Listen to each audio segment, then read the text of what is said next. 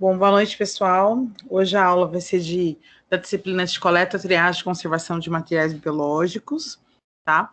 A aula hoje a gente vai falar um pouquinho sobre coleta de urina, ok? Então, antes da gente começar a falar sobre a coleta de urina, entender um pouquinho como era feito antigamente esse exame de urina. O exame de urina era considerado o marco inicial da medicina laboratorial. Por quê? Porque antigamente a gente não tinha esse conceito que a gente tem hoje, um laboratório em cada esquina, um laboratório em cada lugar. Então, assim, como eles não tinham procedimentos analíticos, não tinham esses laboratórios para fazer esse tipo de exame, o que eles faziam? Eles faziam basicamente com as características ali da urina que eles viam a olho nu. Então, por exemplo, a cor, a turbidez, o odor, volume, viscosidade e até o sabor da urina, né? Até que eu coloquei a fotinho aqui embaixo para vocês, que muitos dos médicos, a gente pega uns livros assim que contam a história da medicina, eles pegavam essa urina e às vezes olhavam contra a luz, alguns até chegavam a colocar a língua na urina desse paciente, o paciente fazia a urina numa baciazinha, num copinho, os médicos colocavam a língua nesse copinho de urina, e ele via se estava adocicado, ele indicava que esse paciente tinha uma doença de açúcar no sangue, né? No caso, uma diabetes, aí que até então não era classificada dessa forma. Até que depois, um tempo depois, eles começaram a colocar essa urina desse paciente do lado da cama do paciente de um dia para o outro e via. Se vinha formiga perto dessa urina, quer dizer que esse paciente tinha essa doença de açúcar no sangue. Se não vinha, ele não tinha, sim. Então, assim, não, eles tinham essa tratativa, então atraíam insetos, eles tentavam fazer essa associação com essa adocicado que atraía os insetos para poder dizer se o paciente realmente tinha uma doença de açúcar no sangue ou não, tá? Hoje ainda isso é relatado no laboratório, mas de uma outra forma, a gente não precisa mais tomar urina, não precisa mais ficar deixando para inseto, ver se essa urina está adocicada ou não. A gente tem a dosagem dessa glicose, dessa urina, através de um método bioquímico. Depois vocês vão aprender na disciplina de urinários e fluidos corporais. Bom, quais são os exames mais solicitados, então, da urina, né? Então, a gente tem a urina tipo 1, a cultura de urina, ou conhecida também como urocultura, e a urina 24 horas. Tem vários outros exames que podem ser solicitados. A gente vai falar um pouquinho dos mais comuns.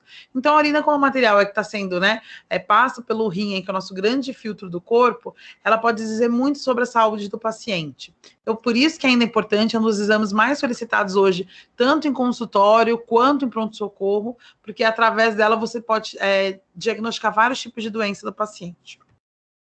Vamos começar falando, então, da urina tipo 1.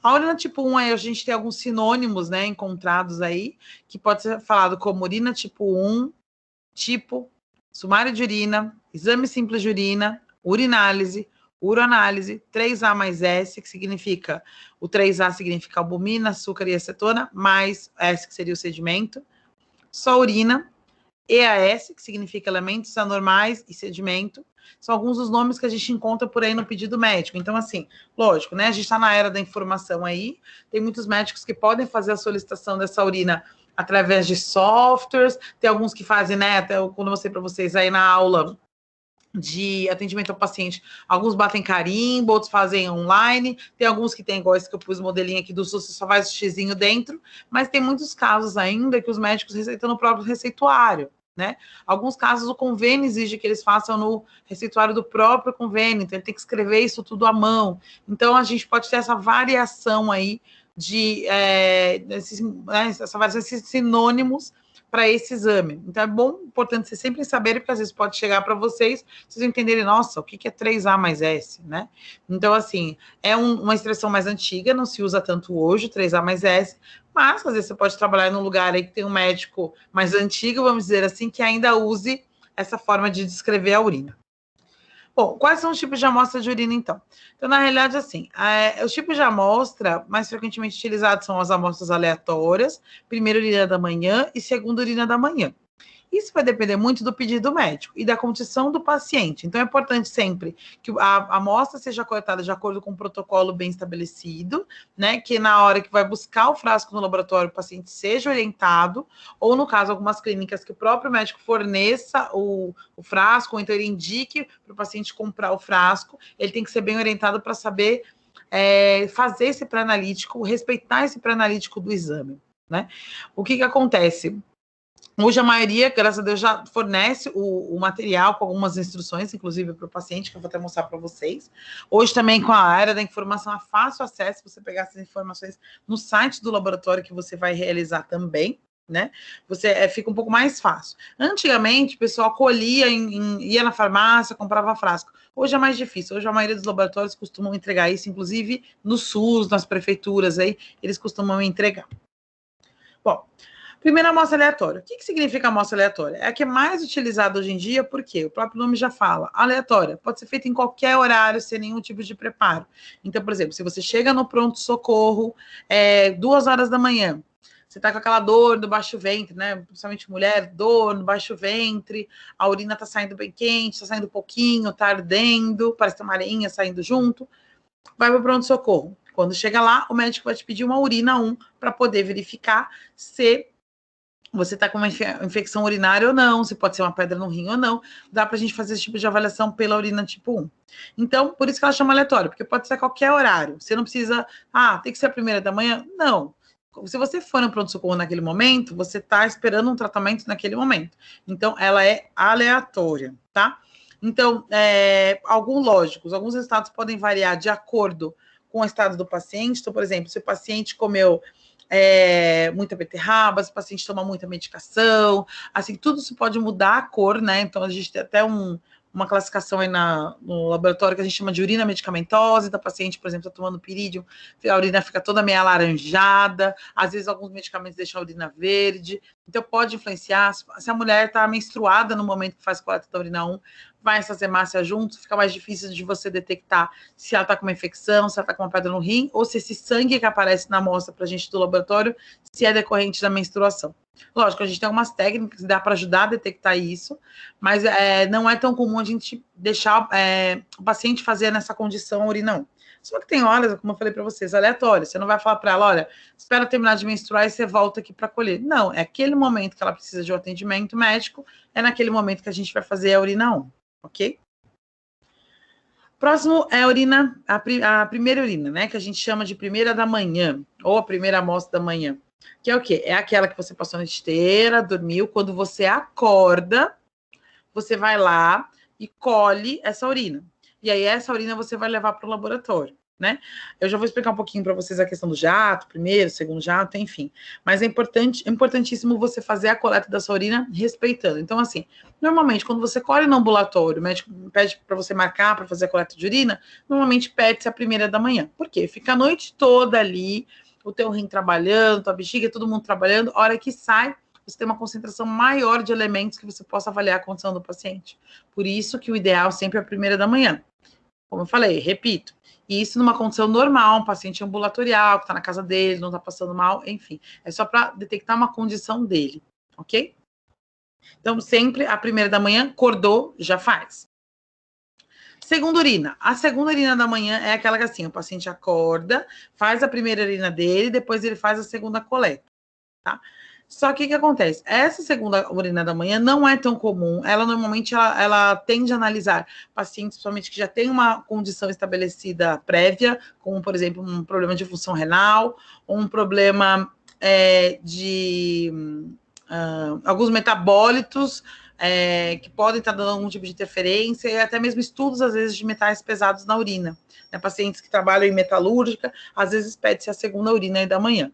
Não é tão comum a coleta da segunda, como eu disse para vocês, e lembrando que sempre, tanto a primeira quanto a segunda, se você fizer na sua casa, você tem um prazo máximo de 2 horas para levar essa amostra para o laboratório. Sempre, tá, gente? Prazo máximo aí de 2 horas para levar essa amostra.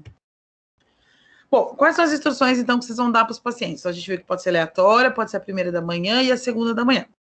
Então, assim, a primeira coisa sempre é a antisepsia da região, lembrando aí do conceito de antisepsia. Você vai dar uma gaze ou um lencinho umedecido para o paciente, que tem água e sabão, tá? Para fazer essa coleta dele e fazer a coleta o mais adequado possível. Alguns laboratórios fornecem até, normalmente, um folder para os pacientes. Hoje está mais difícil, né? Como eu falei para vocês, com a área da informação, está tudo meio online. Mas antigamente, vou até mostrar para vocês alguns modelinhos de uns folders que mostram como que faz essa coleta da urina. Tá? Então, tem outros laboratórios que dão para você hoje uma cestinha que já vem o frasco estéril e, por exemplo, um lencinho umedecido com água e sabão só para você, e fala, olha, você vai fazer a limpeza da tua região genital, vai desprezar o primeiro jato no vaso sanitário e vai colher o jato médio, né, que é um dos mais comuns aí, gente. Lógico, quando você tem que instruir o paciente, quando você recebe a amostra de volta, você também confirma. Olha, você fez todo o processo direitinho, fez antisepsia, lavou a mão, fez tudo adequado? Né? É importante a gente respeitar o pré-analítico aí, porque você pode dar problema diretamente no resultado final aí do paciente. Bom, é sempre recomendado o uso de sabonetes neutros. Agentes bactericidas como hexaclorofeno, polvidro de iodo não devem ser utilizados, tá? A antisepsia tem que ser feita com esse tipo de produto, água e sabão. E alguns fazem em casa. Se o paciente for fazer em casa, que é o mais comum hoje, tem que dar a mesma instrução. Fazer a limpeza, lavar a mão direitinho, eu vou mostrar para vocês o passo a passo, e desprezar a urina, o primeiro jato no vaso, tá? O laboratório ideal, sempre que forneça, como eu falei para vocês, as instruções por escrito. Hoje está basicamente todos os sites dos laboratórios. Você clica lá, tem um glossário dos laboratórios, tem um manual de exames, você clica e tem todas essas informações, tá? E o laboratório, de novo, após o paciente fazer a coleta da urina, ele tem 2 horas para levar para o laboratório. Então, se ele mora muito, muito longe do laboratório, ainda mais lugar sertão, que é muito calor, até ele chegar lá, o ideal é que ele faça a coleta dentro do próprio laboratório, ok? Aí eu coloquei aqui para vocês algumas instruções, tanto do sexo masculino quanto do sexo feminino, para fazer a coleta. Então, no sexo masculino, então, basicamente o início é igual e o final também, dos dois. Então, primeiro, identificar o frasco de coleta. Hoje, a maioria dos laboratórios já fornece o frasco para vocês com uma etiqueta, ou colada no frasco, ou então dentro da cestinha, para você já colar e confirmar se seu nome, data de nascimento, tá tudo direitinho, para não ter problema de troca de amostra. Vai lavar as mãos com água e sabão. Aí você vai pedir para o paciente retrair o prepúcio para expor o meato uretral. Então, o prepúcio é aquela pelinha que fica em volta ali da cabeça do pênis. Vai pedir para ele abaixar essa pelinha para poder expor o meato uretral. O meato uretral é aquele buraquinho em cima. E vai pedir para lavar a glande. O que é glande? É literalmente a cabeça do pênis, com água e sabão. Sempre começando do meato uretral, que é do centro, para fora. Porque se você fizer de fora para dentro, você vai estar trazendo a sujeira. Você tem que fazer do centro para fora para levar essa sujeira para fora. Depois você vai enxugar utilizando uma gaze ou uma toalhinha de papel, a partir do meato uretral também, sempre nesse mesmo sentido. E com uma das mãos você vai manter o prepúcio retraído. Alguns homens têm um prepúcio maior do que outros. Por quê? Por até questões genéticas, tem alguns que já têm esse prepúcio reduzido por conta, às vezes, até de uma cirurgia de fimose, ou aí os judeus que fazem, né, a circuncisão, que tira essa pelinha em volta, então ele não vai ter tanto esse trabalho na hora de retrair o prepúcio. Com a outra mão, ele vai segurar o frasco de coleta de urina, que já vai estar destampado, mas os laboratórios, o local onde fazem coleta, normalmente perto da pia, tem como se fosse uma prateleirinha, para ele colocar esse frasco, então ele já vai deixar destampado, e vai iniciar sempre a mixando, desprezando o primeiro jato de urina no vaso sanitário, e aí depois, o primeiro jato vai no vaso, o resto vai dentro do frasco. No frasco, ele vai colher até mais ou menos 1/3 ou metade da capacidade do frasco, porque normalmente hoje os laboratórios, eles dão um kitzinho, que eu vou mostrar a fotinha para vocês, que é como se fosse um copinho, que é onde você faz, que tem um biquinho dosador, e dele você vai passar para o tubo que vai ser processado no laboratório, que é um tubo cônico, normalmente de 10 a 12 ml. Né? Tem laboratórios até de 20 ml, mas o mais comum é aquele de 10 a 12 ml. Então, você não precisa colocar a urina toda, é só sempre desprezou o primeiro jato, isso é o mais importante, coloca, encheu o frasco, se for aquele já no tubo cônico compridinho, ok. Ou se for o coletor universal, que tem 80 ml, de 1/3 a metade já está mais do que suficiente. O resto, eu continuo com vontade de fazer xixi. Vai urinando dentro do vaso, não precisa continuar fazendo dentro do copinho, ok? Então, despreza o restante na urina do vaso sanitário, fecha esse frasco e encaminha o frasco para o laboratório, se você não estiver fazendo a coleta lá dentro, no máximo até 2 horas, mantendo ele com o local fresco e ao abrigo da luz, ok? Se for do sexo feminino, mesma coisa, identificou o frasco, vai lavar as mãos com água e sabão e vai fazer a higiene da região genital com água e sabão, sempre no sentido de frente para trás. É importante que os resíduos de pomadas, pós-cremes, sejam totalmente removidos. Então, a paciente, às vezes, está fazendo já um tratamento, está com corrimento, está pondo pomada. O ideal é que você remova tudo isso, ou na noite anterior teve aí uma relação sexual, tem, às vezes, algum tipo de resíduo de alguma coisa, tem que tirar, ok? Tirou, enxuga toda a região genital com uma gaze também ou uma toalhinha de papel, sempre no sentido de frente para trás. você vai separar, vai pegar uma mão, vai separar os grandes lábios para limpar o meato urinário e a região ao redor da uretra. E com uma das outras mãos você vai manter, então você vai segurar esses lábios separados, né? Separou os grandes, limpou e continua mantendo separado. Aí com a outra mão você vai segurar o frasco de coleta já destampado, vai posicionar ali embaixo, né? A mulher normalmente fica de cócoras para, né, em cima do vaso para poder fazer essa coleta. Inicia mixando da mesma forma. Começa fazendo no vaso e aí depois que começou o primeiro jato cair no vaso, você vai lá e coloca o copinho embaixo. Também enche de 1/3 ou metade da capacidade do frasco e o resto vai desprezar da urina no vaso sanitário. Fecha, encaminha também para o laboratório. Se já tiver dentro do laboratório, já entrega isso. Se não, até 2 horas o prazo máximo, em local fresco e ao abrigo da luz, leva para o laboratório, ok? Bom, quais são as condições preferenciais, então? Tempos maiores de 2 horas, você pode refrigerar por no máximo 4 horas. A gente costuma não recomendar isso direto para os pacientes, porque assim, você fala, é a mesma coisa que você fala, ele só vai escutar o refrigerar. O que ele vai fazer? Ele vai acabar fazendo urina na casa dele, pondo na geladeira e te levando um dia depois. Então, o ideal é que você já fala, ó, 2 horas o tempo máximo. Aí, se o paciente vier e te dizer que, olha, então, talvez não dê certo, não consiga chegar nesse prazo, eu moro muito longe, venho de discussão, aí você fala para ele. A gente não chega falando tudo de uma vez, porque senão eles escutam só um pedaço, não adianta, é muita informação às vezes para o paciente.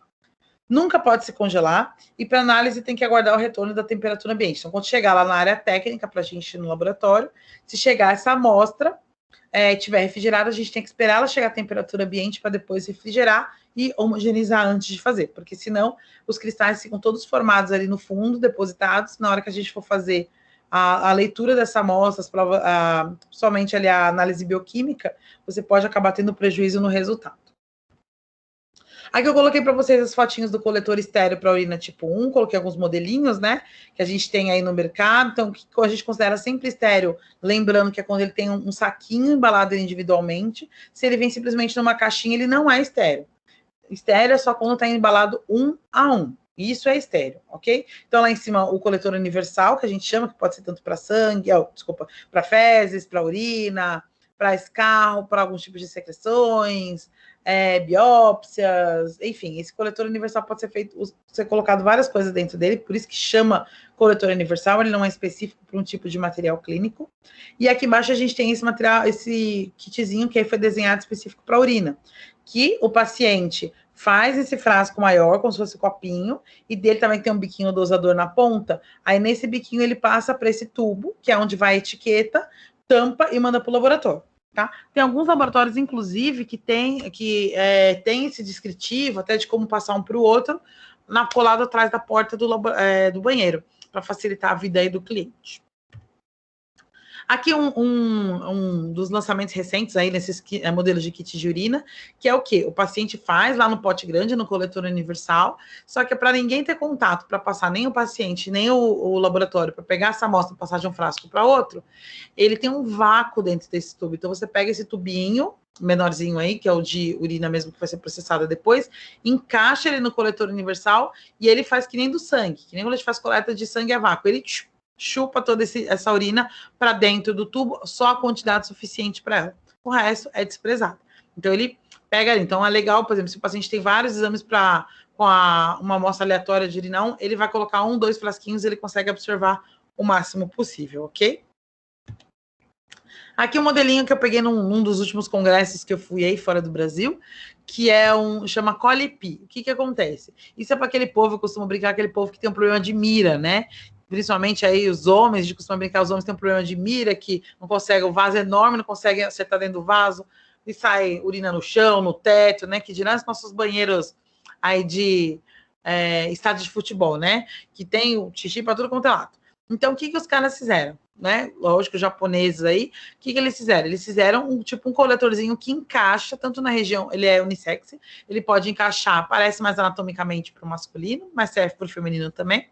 Você encaixa ele no meato uretral aí, no caso do masculino, você encaixa ele bem na ponta do pênis, faz a urina, o que acontece? Ele tem embaixo como se fosse uma bomba, ele vai descer a urina, o primeiro jato vai para o vaso, o segundo fica no copinho e o terceiro fica embaixo preso. Então, dá certinho a quantidade que você precisa de urina, sem ter nenhum tipo de problema de passar de um lugar para outro. É só mais para mirar mesmo, digamos assim, aí acertar dentro do frasquinho do coletor aí.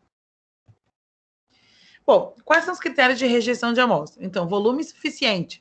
A gente precisa, muitas vezes, de 1 ml, no mínimo, 1 ml para fazer um exame de urina 1 e uma urocultura. 1 ml dá? Dá, mas assim, chorando. Na automação, a gente tem que ficar acabando passando isso manual, tá?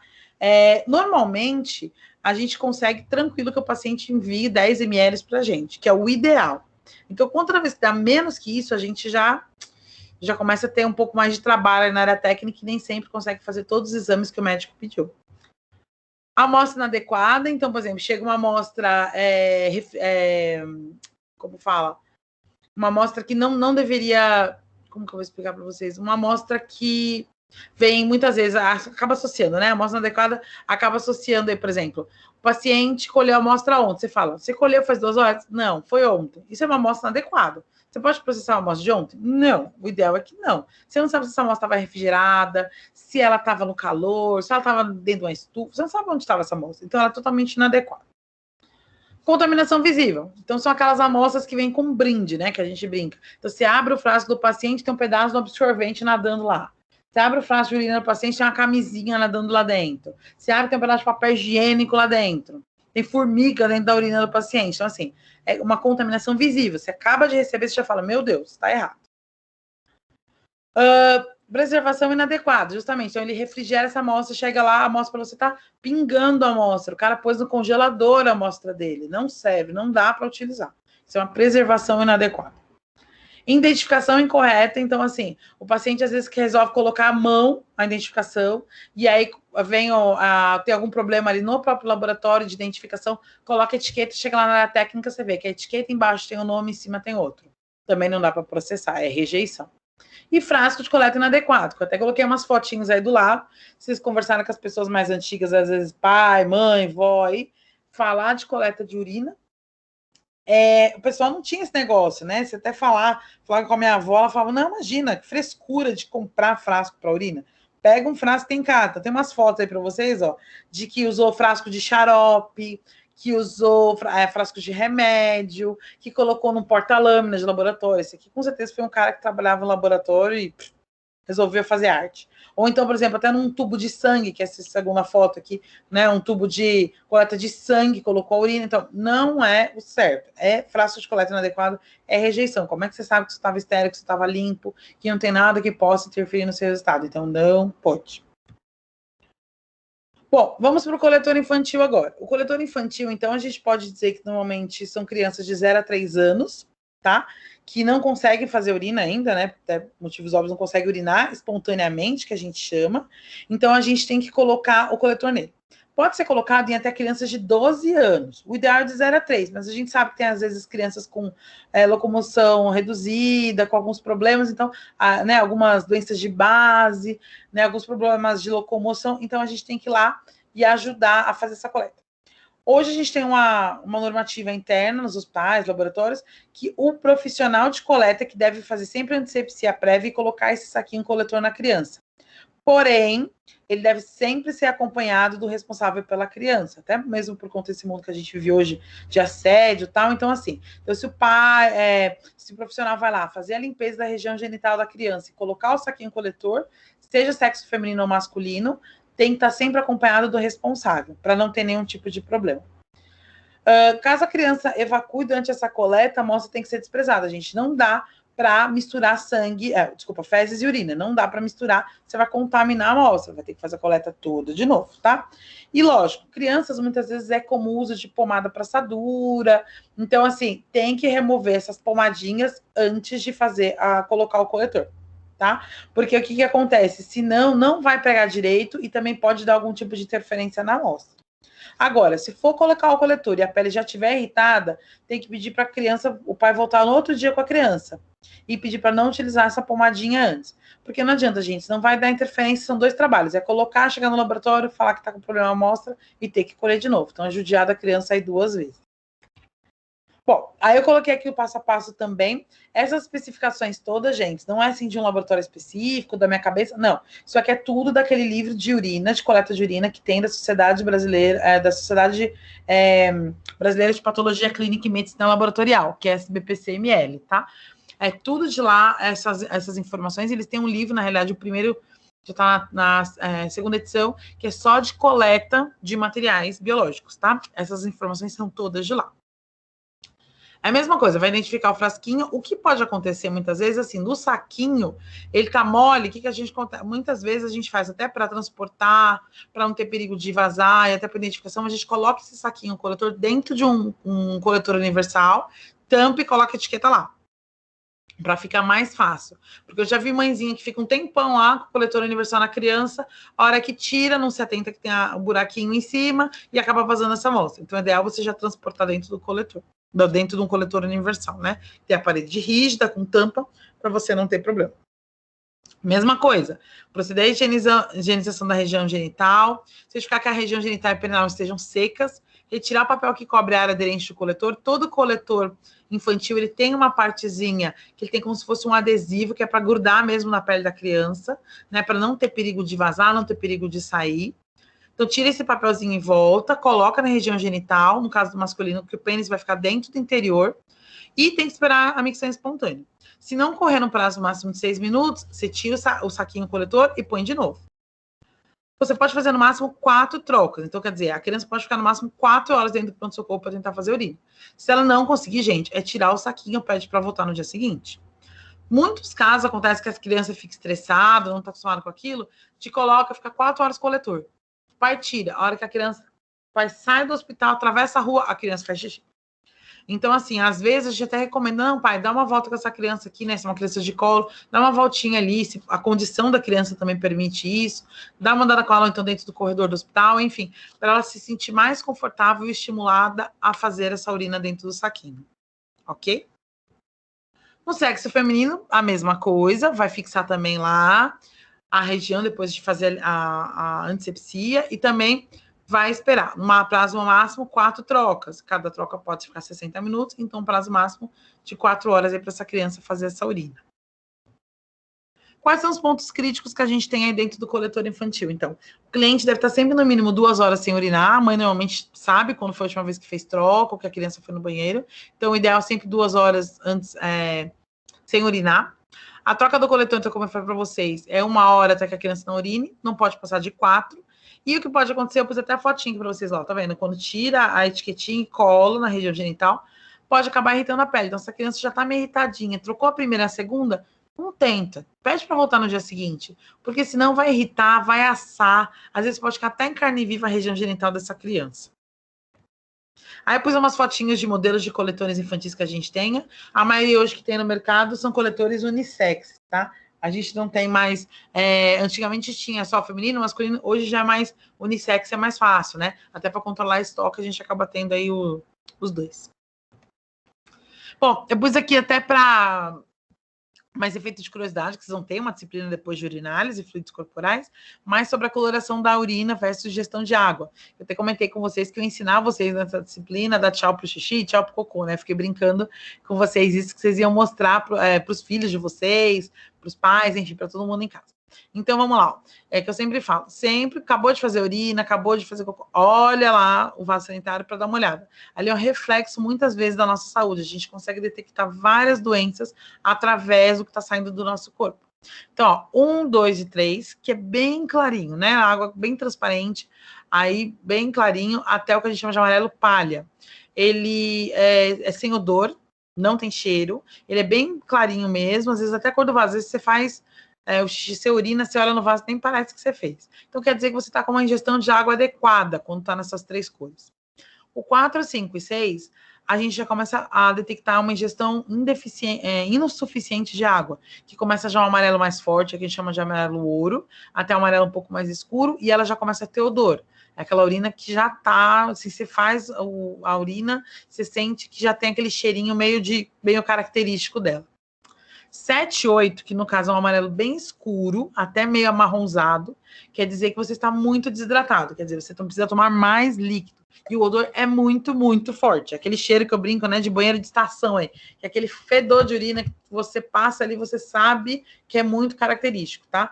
Então, normalmente, quem toma pouquíssima água, acontece isso. Como eu falei, quanto mais água você tomar, melhor para a circulação, vai circular melhor teu sangue, teu rim vai filtrar, vai levar tudo que não presta do teu corpo embora, ok? Então é importante vocês terem isso, como eu falei na aula de disciplina de urinálise, vocês vão ver como é que coloca, amarelo pálido, amarelo claro, amarelo escuro, essas coisas, vocês vão aprender a classificação, e a professora vai mostrar a importância disso para vocês, principalmente na hora de liberar o laudo.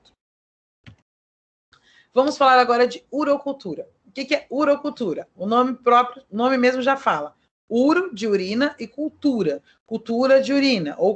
Então, ele pode ser conhecido como urocultura ou cultura de urina. O que é a cultura de urina? A gente vai pegar aquela urina que a gente recebeu do paciente, vai semear numa placa, como mostrando a fotinho para vocês aqui em cima, vai semear numa placa com agar. O agar é como se fosse uma gelatininha que tem alguns componentes específicos para crescimento de bactérias. Então, a gente vai passar essa amostra lá, ela vai para uma estufa e 24, 48 horas depois vai sair, tira da estufa e vê se teve crescimento de bactéria ou não. Essa foto, por exemplo, tem crescimento aí de bactéria. E essa bactéria a gente vai identificar e vai dizer para o médico, olha, por exemplo, a bactéria é uma bactéria, por exemplo, o Citrobacter frundi, e ele está sensível a tais antibióticos, resistente a outros antibióticos e assim vai. Então, em cima disso que o médico vai ver qual a melhor medicação para você, qual o melhor antibiótico para você tomar para tratar essa sua infecção de urina. Okay? Aqui com a disciplina de coleta, eu só dei um parênteses aí para você saber o que é a urocultura, né? A semeadura basicamente da urina, mas só falar para vocês que o importante da urocultura é que o coletor estéreo, o coletor para urocultura sempre tem que ser estéreo, não pode ser. Se vocês lembrarem da fotinho lá anterior da urina 1, tinha um coletor universal sem um saquinho do lado, né? Que às vezes até se encontra em caixinha aí, em farmácia. Não é o ideal, tá? O ideal é sempre que você usa estéreo. Não dá para usar sem ser estéreo, gente. Porque pensa, se eu estou querendo saber se tem bactéria na minha urina e eu uso um frasco que não está estéreo, o que é estéreo? Tem que não ter bactéria nenhuma, não tem que ter nada lá dentro que possa interferir. Como é que eu vou ter certeza do meu resultado se o frasco não tiver estéreo? Não tenho certeza. Tá? Aí eu coloquei os dois desenhos para você aí. Em cima, aquele coletor que é o copinho que vem com o tubo tipo Falcon em cima, tubo cônico, né? E embaixo um coletor universal. Antigamente, a gente tinha assim, ó, tudo que é tampa amarela é urina 1, tudo que é tampa vermelha é urocultura. Hoje isso já não funciona direito, porque a gente tem estéreo tampa amarela, a gente tem não estéreo tampa vermelha e assim vai. Eu coloquei ainda as fotos para padronizar, porque alguns laboratórios ainda conseguem seguir isso. Mas não é hoje um padrão 100% aí que a gente tem no Brasil. Já está meio bagunçado o negócio. Principalmente assim, acaba um frasco, entrega outro e assim vai. Então, quais são as observações, então? Sempre, eu coloquei lá, quando o médico está apenas urina 1, a gente usa tampa amarela, quando for urocultura, tampa vermelha. Lembrando, depende do que o laboratório preconizar para ele, tá? Não é um padrão hoje em todos os laboratórios. O volume mínimo para a urocultura é sempre de 1 ml, menos que isso não dá para a gente processar o exame, porque a gente vai pegar com uma alça esse material para passar na placa, tá? E a gente, se tiver os dois, você coloca no tampa vermelha, como eu falei para vocês. Tá bom? E lógico, se der volumes menores de 10 ml, ideal é sempre 10 ml.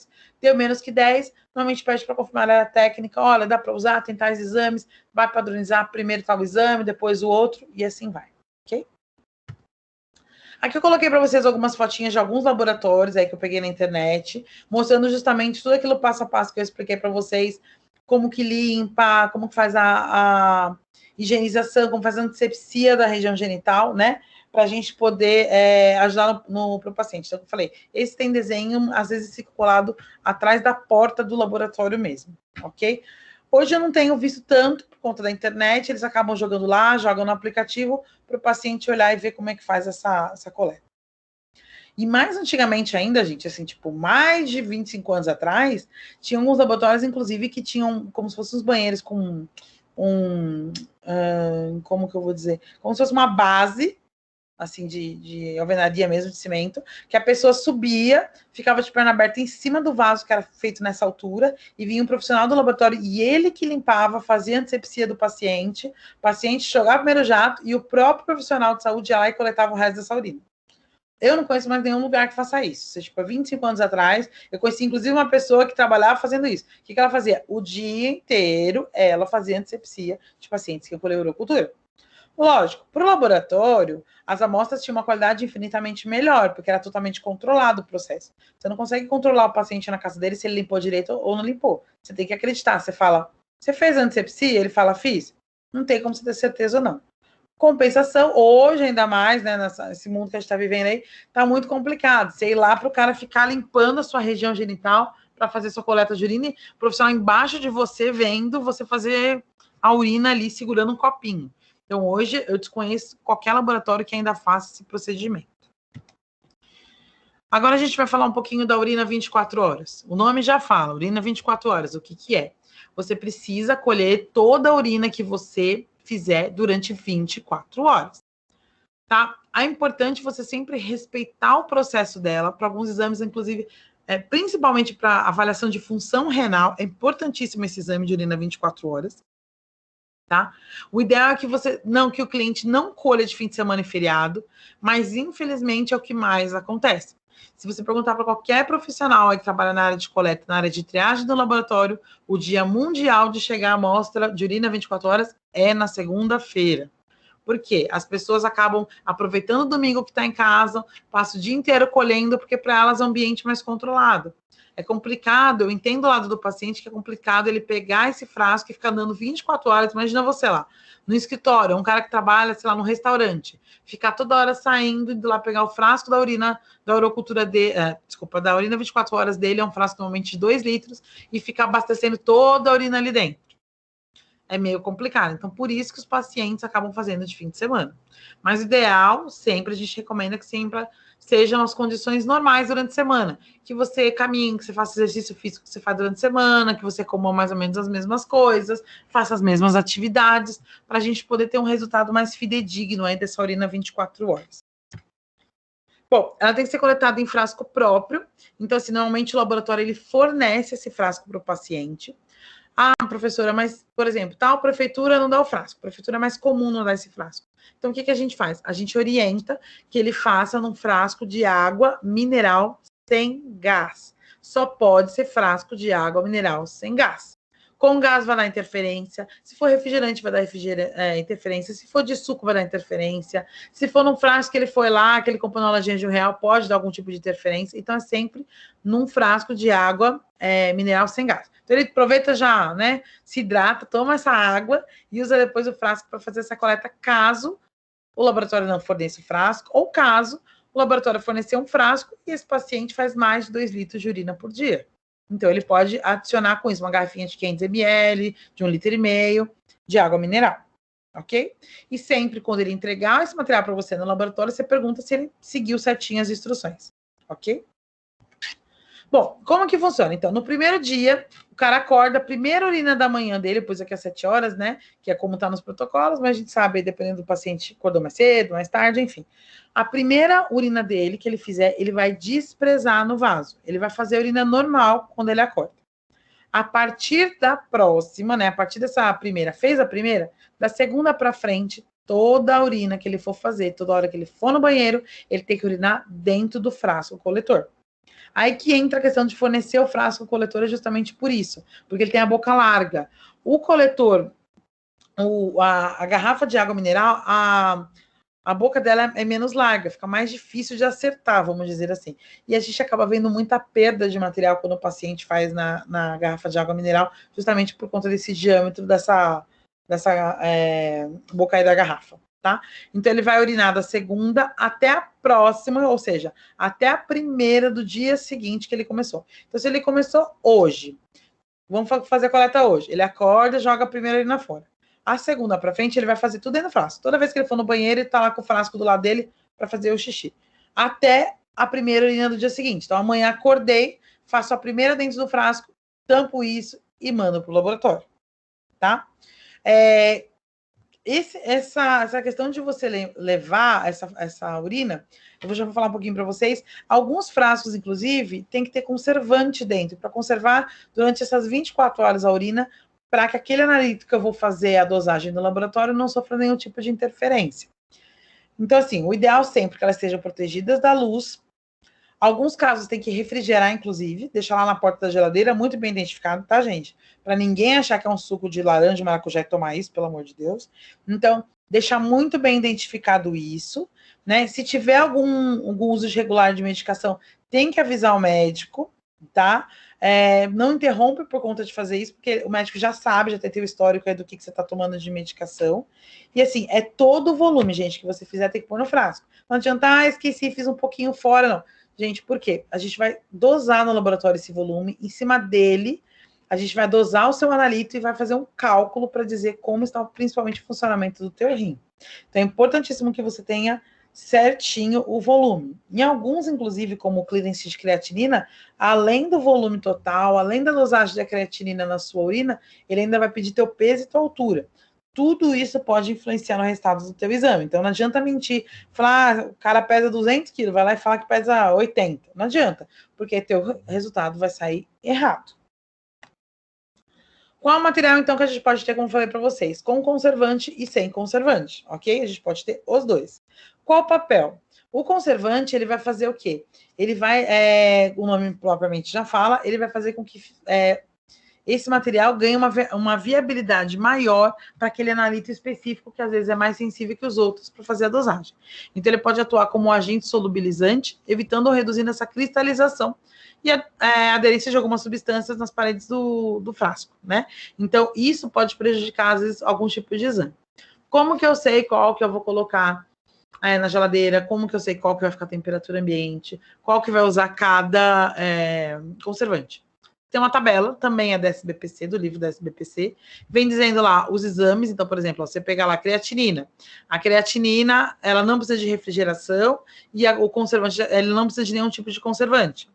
Se eu for fazer uma dosagem de potássio, ele precisa de refrigeração, mas ele não tem conservante. E o mais comum aí, vamos supor, que é o conservante que a gente mais usa hoje, aí que é o ácido bórico. Então, por exemplo, o citrato, ele não precisa de refrigeração e precisa do ácido bórico.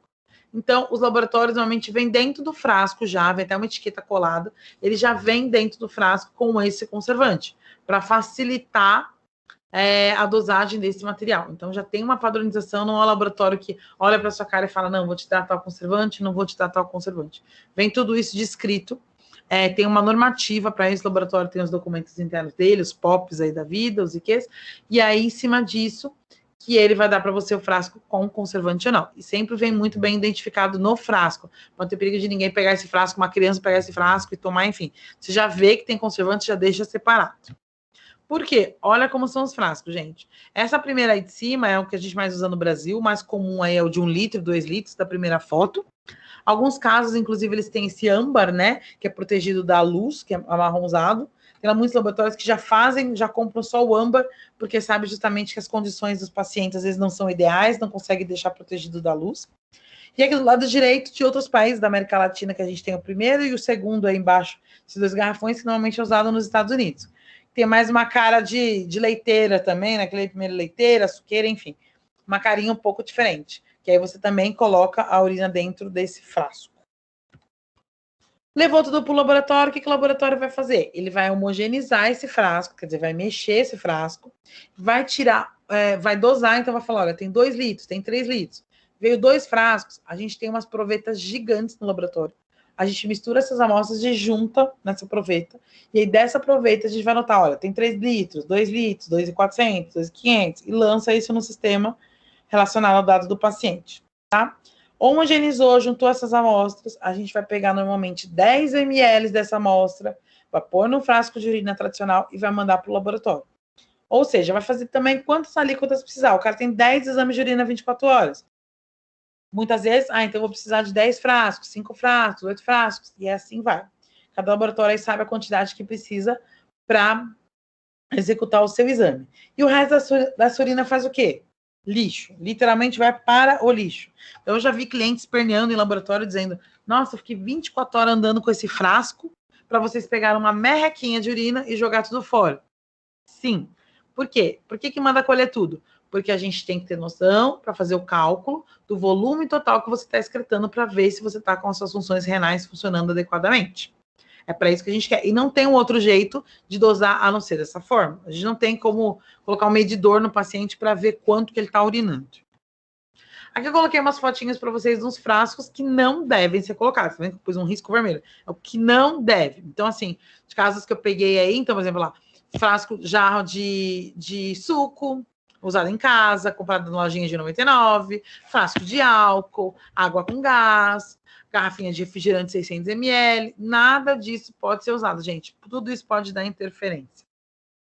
Ok? Tudo bem? Espero que vocês tenham entendido, espero que vocês tenham aí gostado da aula. Qualquer dúvida, por favor, me mandem mensagem e até a próxima aula, gente.